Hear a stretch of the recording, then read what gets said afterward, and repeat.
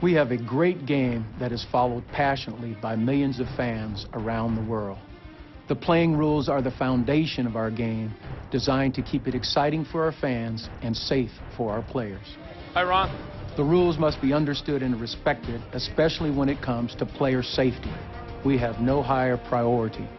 We will continue to seek your input on our rules so we can work together to make the game you play as safe as possible. Our staff, including Vice President of Officiating Carl Johnson, will work closely with every team and our game officials to assure that we are clear and consistent. It is your job as players and coaches to understand and follow the rules, and by doing so, we can avoid fines and suspensions. Yeah. You're elite professional athletes, and we appreciate what you do. And we look forward to another great season of NFL football. A new season always brings new challenges to the National Football League. Playing by the rules and committing to the highest standards of professionalism and sportsmanship are paramount. We have no higher priorities than the safety of our players and the integrity of our game. With this in mind, the following rule changes and points of emphasis will be in effect. The first rule change expands the protection for defensive players with regard to crackback blocks.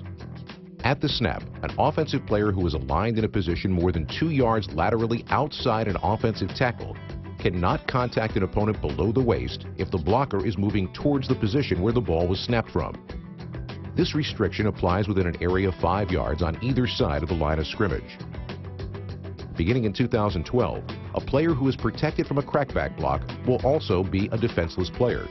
In addition to contact below the waist, it will be illegal to forcibly block this player in the head or neck area or make forcible contact with the crown or forehead hairline parts of the helmet to any part of the player's body. This does not prohibit blocking a player in this position with a shoulder to the body.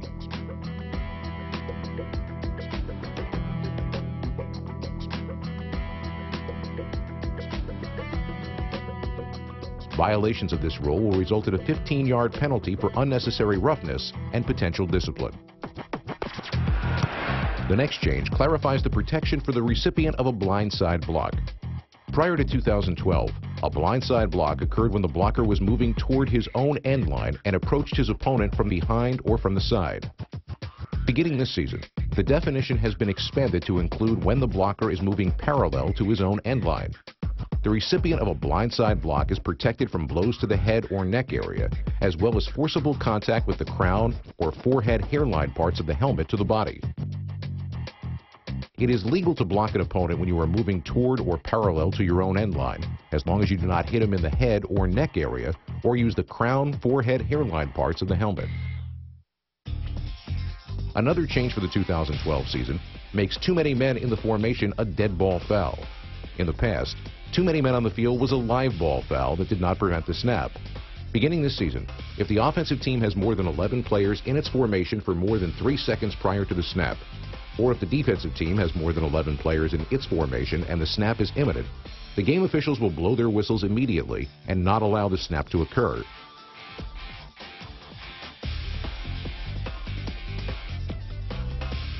If the 12th player is not in the formation, the game officials will permit the snap, and the 5-yard penalty will be enforced after the play.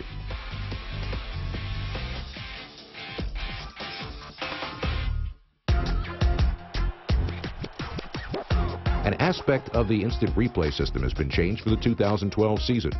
Only the replay official can initiate a replay review if a play results in an interception.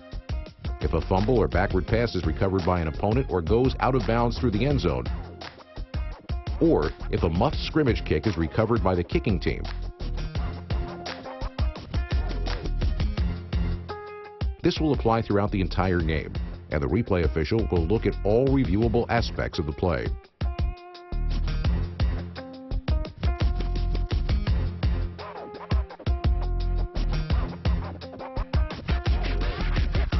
The replay official will also initiate reviews after the 2-minute warning of either half, during any overtime period, and after all scoring plays that occur at any time throughout the game. For all other reviewable plays, the coach must initiate a challenge. After listening to the concerns of players, the competition committee reviewed video of blows to the head delivered by both offensive and defensive linemen in close line play. Striking or clubbing an opponent in the head or neck area is illegal. Game officials will be instructed to closely monitor these acts, and violations will result in a 15-yard penalty for unnecessary roughness and potential discipline. The horse collar tackle will continue to be a point of emphasis in 2012. The number of fouls and fines for this technique increased significantly during the 2011 season, and game officials will be instructed to pay close attention to this type of tackle. It is illegal to grab the inside collar of the back or side of the shoulder pads or jersey and immediately pull down the runner.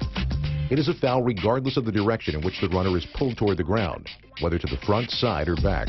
These acts are dangerous and could potentially lead to player injuries.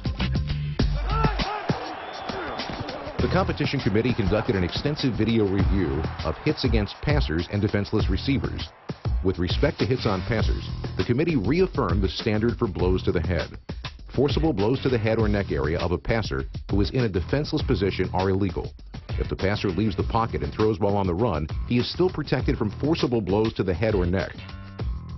It is also illegal to hit a passer anywhere in his body with the crown or forehead hairline parts of the helmet. The vast majority of hits on passers are legal acts such as these, and we must continue to stay away from the head and avoid using the helmet when making a tackle on a defenseless player.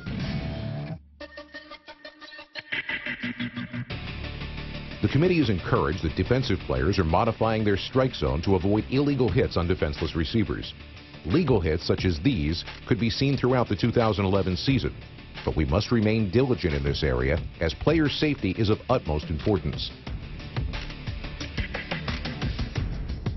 Helmet-to-helmet blows against defenseless receivers are illegal and potentially dangerous to both the receiver and the player delivering the hit. Launching to deliver a blow with any part of your helmet is illegal and has no part in our game.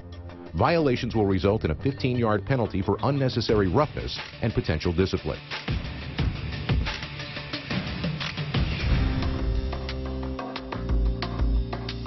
By rule, the ball is dead and the down ended if, among other items, a runner declares himself down by falling to the ground or kneeling and making no effort to advance. Players should be aware that a runner who goes to the ground untouched will be considered to have declared himself down if he does not make an immediate attempt to advance. Game officials will blow their whistles and end the play when this occurs. If a runner is on the ground, he must not be unnecessarily contacted.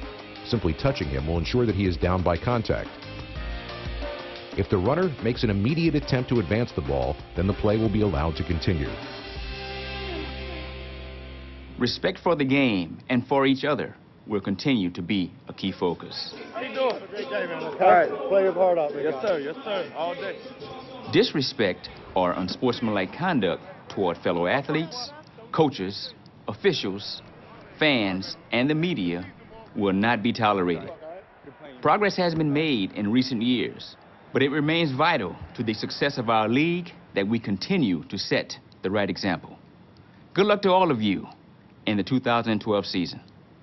Thanks for your attention to these important subjects. We have great respect for everything you do to make the NFL successful. Let's work together to take our game to even greater heights. We welcome your input and look forward to hearing from many of you. Have a great season, men.